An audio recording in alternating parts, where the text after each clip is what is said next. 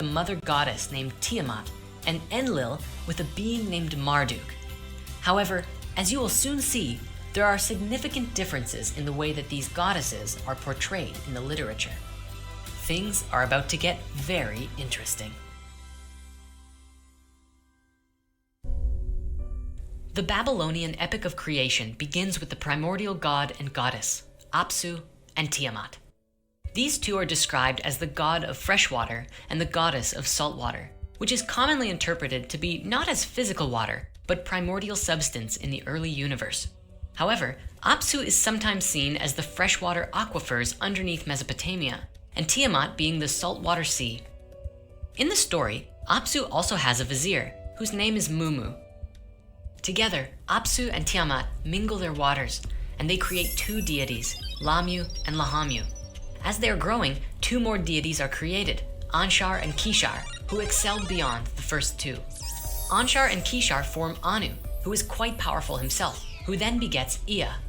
Both Anu and Ea are the same beings as An and Enki from the previous story.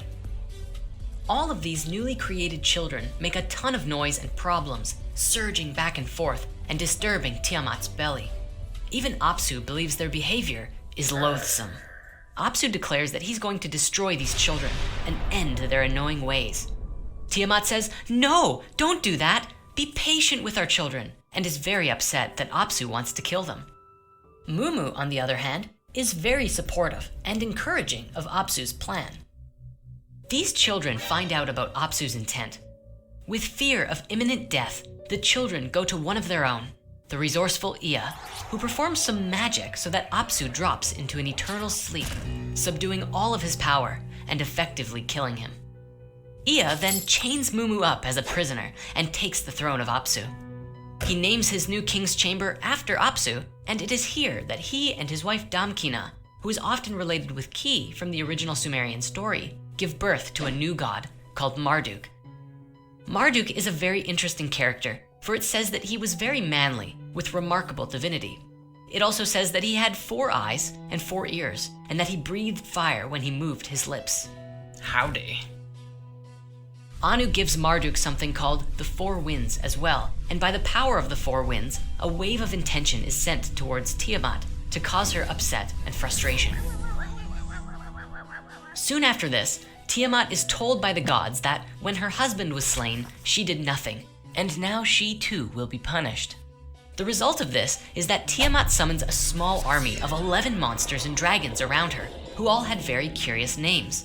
There was Venomous Snake, the Big Weathered Beast, Exalted Serpent, Furious Snake, the Hairy One, Great Dragon, Mad Lion, Scorpion Man, Violent Storms, Fish Man, and Bull Man. In addition to these 11, there was also her consort Kingu, who becomes the lead general of her army. Tiamat gives him something called the Tablet of Destinies, which is an object that confers upon the bearer the supreme authority as the ruler of the universe. Kingu advises that she destroy her children, who seem to be clearly plotting against her. And in her sorrow for the loss of her husband and anger towards her children, she then becomes the antagonist in the story. In many interpretations of the tablets, Tiamat herself transforms into a great sea dragon.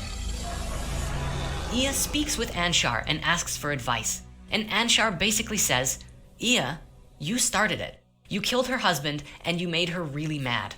Take responsibility for your actions. Talk to her. Try to help her calm down." Ea responds by explaining that he didn't feel like he had much of a choice because all of them would be destroyed otherwise, but he takes Anshar's advice. Ea then attempts to speak with Tiamat, but retreats quickly, for her strength is too mighty and she is filled with dread, unable to hear Ea's plea. Anshar then sends Anu to do the same. Anu does what his father asks, but finds Tiamat's magic too much for him and retreats as well. It is soon realized that only one person can save the day, and so Ea summons Marduk to his chambers and asks him to go and see Anshar. When Marduk sees Anshar, Marduk understands what is needed of him and agrees to put an end to Tiamat's rampage. But in exchange, he asks that he be named the King of the Gods when it is done. Anshar sends his vizier, whose name is Gaga, off to inform Lamu and Lahamu of this development, who summon a council of gods, and over beer and pastries they discuss and agree to Marduk's request. And so Marduk prepares for war.